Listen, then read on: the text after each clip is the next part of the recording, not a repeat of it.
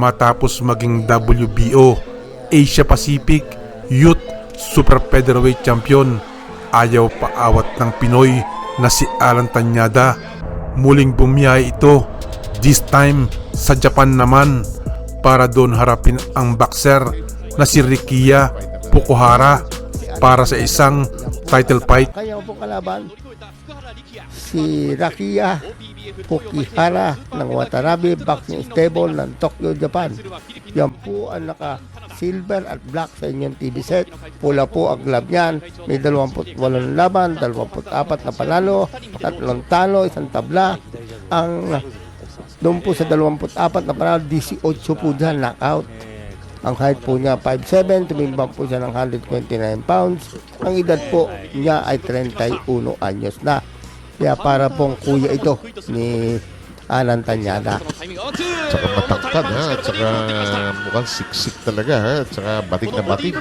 Oo. Tsaka mo, ang ganda ng figura. Hindi usually ito sa Japanese ha. Ang mga Japanese fighters very stocky at saka mababa, pinoprotektahan ng bodega, no ha. Kaya pag kahit sa basketball, matangkad na, gugulat pa rin ako. Well, ito pong dito, sinasabi lang si Tañada ay maliit dito po sa hapon. Kita po naman ninyo ang katawan ng hapon kumpara sa katawan ni Tañada. Tsaka broad-shouldered mo eh ha. Yes. Oo. Pwede ka mag-painting ng mga 3 painting dyan, hindi mahalata eh.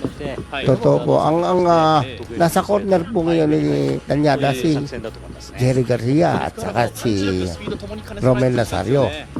At isang hapon, si Mr. Oda na bata po ni Jokoy Sumi. Kita niyo po, sinusuntok po ng marami si Tañada. But Tañada willing to box and mix it up. Well, Minute and 20 remaining. Go ahead. alam mo sir, tingin ko pinag-aaralan pa rin muna ni Tañada itong first round. Dahil una niyang nakita itong kapong ito, na unang-una niyang makita, sinasabi ni Tañada, mahaba ho ang baba niya. Pag tinamaan po natin yan, hindi na po tatayo yan. Yun ang unang comment ni Tañada. Dahil itong batang ito, merong pong self-confidence. Yan. Importante may swagger ka eh, di ba? Na yun, una kong nakita kay Manny Pacquiao. Swagger Kumpiyansa sa sarili na pag minsan pinakakamalaan na mayabang yung tao na hindi. It's just a bit of self-confidence. Kung minsan, cocky, you know, pero manageable. Oh, good combination that time by Tañada. Now, the Japanese also beginning trying to figure out here what Tañada is made up of. It's Rikiya Fukuhara. And Fukuhara, ang ganda talaga ng mga pants ng Hapon. Mga uniforme nila. Kahit anong sport, ang ganda ng uniforme nila. Well, inumpisa na po Tañadang suntokin sa katawan at sa mukha itong Hapon. Pero yung Hapon, mga binibitawan niya suntok, yung bang hindi pa nakatodo. Sabagay, Madness. Ako lamok lang. Tatakot na. Okay, second round na tayo. Pati scoreboard dito, pati timer dito, cute eh. Sa bayan naman sa bayan ng Japan, ang happiness dito, cuteness eh. Iba. Talagang napaka-Asian. Samantala, mukhang feeling out round yung first round. Nagkatansyahan lang sila. Totoo. Pero ngayon, ito second round nga po, medyo sinabihan na po ni Jerry Garcia, ni Romel na mag-umpisa yung Tañada. Dahil pag nagtagal ang laban, medyo delikado. Dahil dayo tayo dito sa Japan. But Tañada doing a good job of staying within the range he likes. You know, fighters sometimes forget that they have to come up with a range wherein they can do their thing. Minsan layo-layo, minsan ang lapit-lapit. At saka yun ng Tañada may kumpiyansa. Kita mo, alam niyang may lakas niya eh. Napagtama niya, may mangyayari. By the way, we'd like to thank GSM Blue, Magnolia Chicken Station, Red Horse Beer, Magnolia Nutri Oil, San Miguel Beer, and the PCSO for being part of this very special edition of In This Corner. Many of the Rod Nazario In This Corner boxers that you've frequently seen in our program took airplane rides the last couple of weeks to look for gold and glory abroad. In the meantime, honestly, the Japanese fighter hasn't really thrown anything convincing yet. Totoo.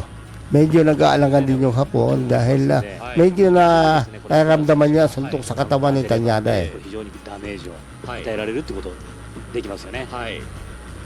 福原もカウンターはもう自然に Tanyada continues to go. It's a that's a back step if there ever was one. Tanyada unleashing a bit of that power he's noted for. Yan, maganda niyang kumounter, ha? Dahil nga ang konsentrasyon po ni Tanyada sa katawan ng Hapon. Dahil yun po ang binibili sa kanya ng kanyang cornerman. Nice flick of the right hand there. That short right hand on the money. Sabi mo nga, sa baba, pag tinamaan ito, tapos ang boxing. Oo, sabi ni Tanyada, pag tinamaan po natin sa baba, ito, sa haba po niyan. Oh, medyo po dumaplis ha. Pero, May sense of humor pala siya. oo, フィリピンの選手はみんなもこの The Japanese fighter in a bit of confusion as what he wants to do here in this fight. ですからみんな Our も Thai referee was a scoring judge. Keep that in mind. フィリピンのボクシング界自体が非常に盛り上がってるんですね。 Telling the fighters to 大きなアッパーカ part. ットを狙ってきました。さあそれを福原冷静 The に見な Japanese がらさばいていかな fighter ければなり not ません。 using his legs really. たださばいてさばいて Okuhara のボクシングじゃなくて自分の良さを出した trying いと to 言って mix いた it up 福原。 now. さあ第2ラウンドはややアランタラダがその構成強めてきています。タイトルマッチフィリピンの無敗のホープアランタラダとの一戦 Ang ganda ng 第3 timer ラウンドに natin. 入っています。 oo. Uy, tinamaan po ng kanan doon ha. Hello. That was a surprise, a shocker that really threw off Okuhara.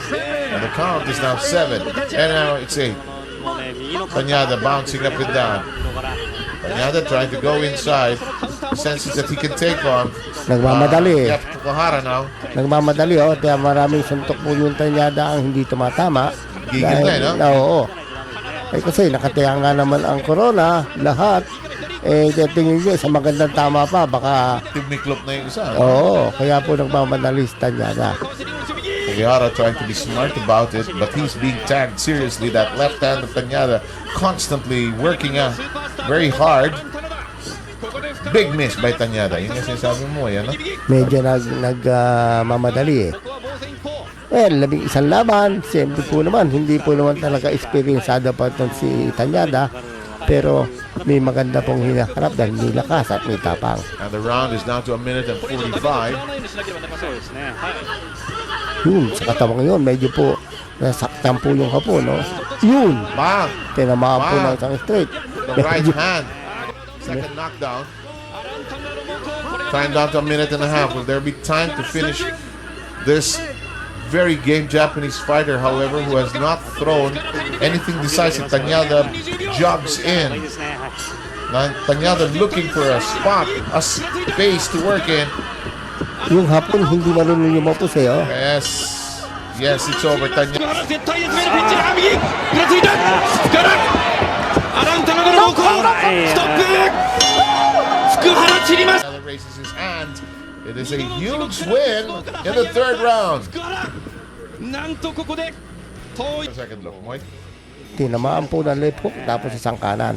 Yan ho ang unang knockdown. Ano eh, spin ano? 期待の Oo. Medyo tinon pa ng konti ni Tanyada. Oo, yung kaliwa mo na, tapos yung kanan eh, oh. 第3ラウンド Pero mapapagmasdan mo, Sep, oh, ang katabang po ni Tanyada, napakaliit kumpara doon sa Hapon. Ito po yung pangalawang knockdown. 成績以上の Tinamaan po sa may, ありましたが tapos tinamaan po ulit ng isang kanan. Oh. Na po. Tapos, and there's the announcement of the win.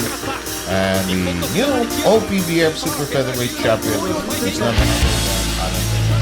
Well, ayan po, binigay po sa Ambel kay Tanyada nitong Hapon, pero hindi po ipinadala. Ang pinadala po lang ay yung sulat na binabasa nung Hapon ngayon. Para sa susunod pagbalik mo. So yan po ang gusto kong i-share sa inyo ngayong araw sa mga kaibigan at kababayan natin dyan sa Pinas, mga boxing fans at sa mga tulad kong OFW saan man panig sa mundo. Kumusta po kayong lahat dyan?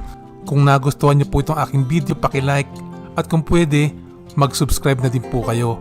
At para updated kayo sa aking mga video, pwede nyo i-click ang notification bell. Maraming salamat sa inyong panonood. Shout out kay Mr. Minandro Domingo ng KSA, kay Mr. Brando Makatangay ng KSA, kay Mr. Ricardo Bernaldo Jr., Giay pa din ng Bahamas, kay Mr. Narciso Dupla, kay Miss Madam B at Vilma Reyes, kay Mr. Dong Tangloy Malyari, Jen Merdan Garcia ng Macau, Nerio Morcia, Billy Jubildad, Jan Maravillas at kay Mr. Edgar Balili. Maraming salamat po sa pagsuporta nyo sa aking channel. He still does that.